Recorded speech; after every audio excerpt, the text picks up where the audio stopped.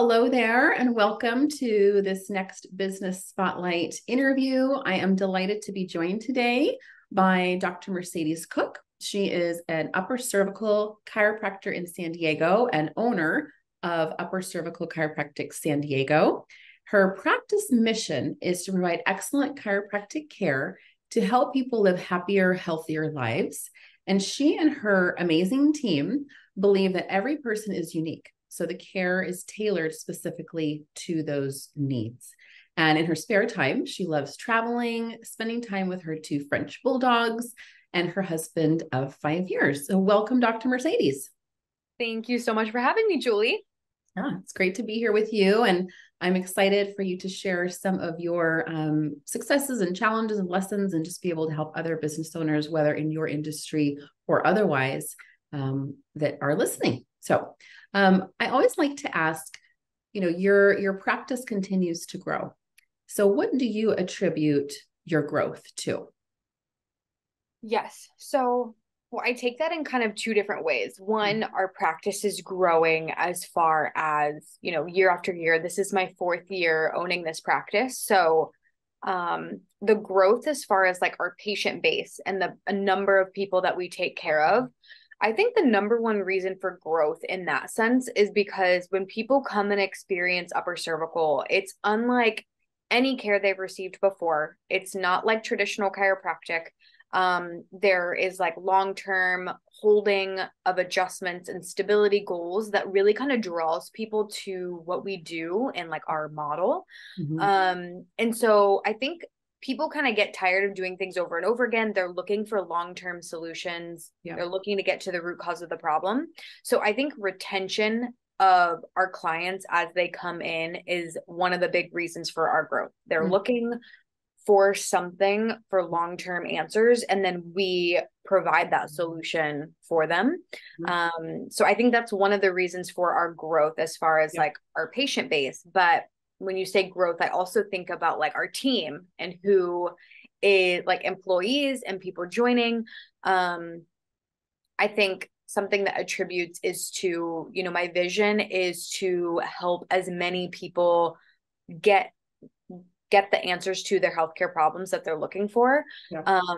And whether it's through upper cervical or through referring them to something else, I'm only one person. And so I do have big dreams. I have big goals of having more offices, of having other doctors work under our Upper Cervical Chiropractic San Diego or affiliated office brands, because I'm only one person, so I can only see so many people per day. So scaling and building out our team, and that's what, we have one office right now in Mission Valley in San Diego. So we're really working on getting a solid team here. So things are stabilized. That way we can continue to expand and grow so we can help more people, not just necessarily right in our little area. Yeah. So what I hear is your retention, so education and retention and results. And then of course, your clients are probably referring you to others as well.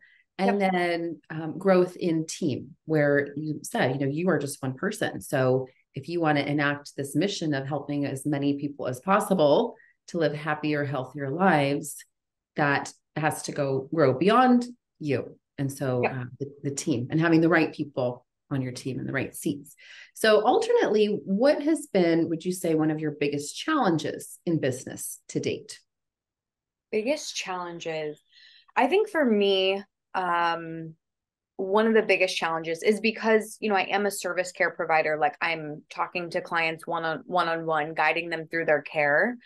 I think it's, for me, business, it's just not internalizing or like taking personally what happens with people, because I love people. I want people to get their answers. I want people to get the results that we want them to get. And sometimes there's things out of obviously my control or out of upper cervical care control that patients have to go through or see other providers for. So I've really had to learn not to take things personally. In that regard, and like a results regard, right? Like we hold a really high standard for the care that we provide, but sometimes people need more than that. So just learning when that happens, how to refer properly, how to know the right healthcare providers to refer them to. but also just like understanding I can't solve everyone's problems, even though I wish I could. You can. Yeah, I can. So just kind of having a good framework and not internalizing results, and like making it like putting all of that stress or pressure on me. So that's definitely been a big challenge. And as I get older and as I'm practicing more and more years, it definitely becomes easier. But that was something I really struggled with in the beginning of my practice. So speaking of the beginning, what do you think are some of the common misconceptions about starting a business or running a business? Misconceptions. Let's see. I think, it's interesting. I guess it can go both ways, but I feel like it's very common now. So many people are starting businesses, like branching off on their own. I think a common misconception is that you have to be an entrepreneur, you have to be a business minded person. But that's not true at all. Like, I have no business background. I literally moved to San Diego in a city that I knew no one to buy a business, even though I had never been a business owner before. So you don't have to have like prior quote business knowledge, but you do need mentors. You do need the right like legal team and people helping you for your business. So you're obviously doing things in a legal manner. So as long as you find the right people on your team to help you and ask questions, honestly, anyone can start a business. Now, like having it be successful and having growth, that takes a whole different thing. But as far as like starting a business, I think a big misconception is you have to have prior business knowledge or like a degree in business. And that's not true. Yeah. Right. That's a good one. And that the follow-up question was going to be, how do you address those? And what you mentioned was, having mentors, people that you can go to ask questions and guide you and hold you accountable, give you advisory, legal advisory, maybe even HR, depending on if you're bringing on employees and things like that. So having those people in your corner. Great. Awesome. And you have a great team. So what would you say have been some of your biggest learnings as an employer?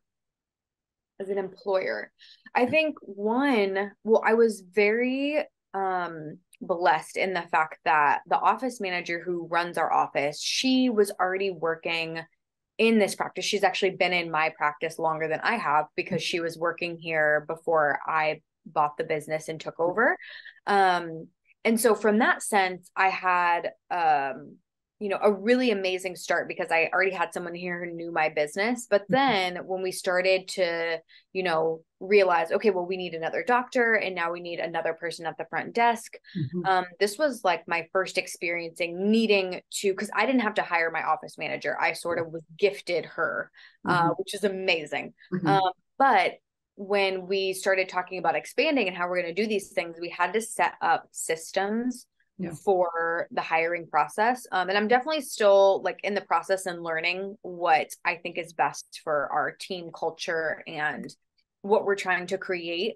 But now that we have a system, and it doesn't really matter the position, but we have sort of like me meeting with the candidate one-on-one, then doing a shadow day after that, like actually bringing them into the office and seeing how their energy and how everybody interacts together. Now we kind of have these steps for the hiring process. So I think that that's been really helpful, creating that system. So now whenever we do need a new hire, like we know exactly what to do.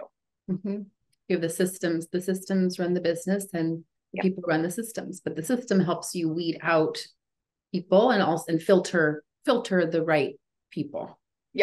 For sure. What qualities do you look for in your employees and your team members?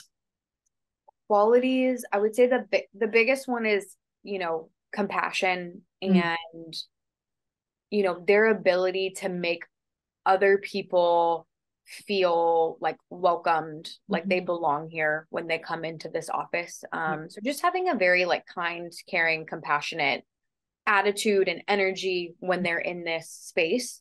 That's really the biggest one. And then of course, honesty, open to growth and change, right? Like we all I always look in my team members, I'm looking for people who are confident in the skills that they have, but also open to growing, learning new ways of doing things. I think that that's really important, that you have people in your team that, yes, they're confident and they, are really good in some areas, but they also know that they have room for growth and they're open to you kind of leading them in new ways.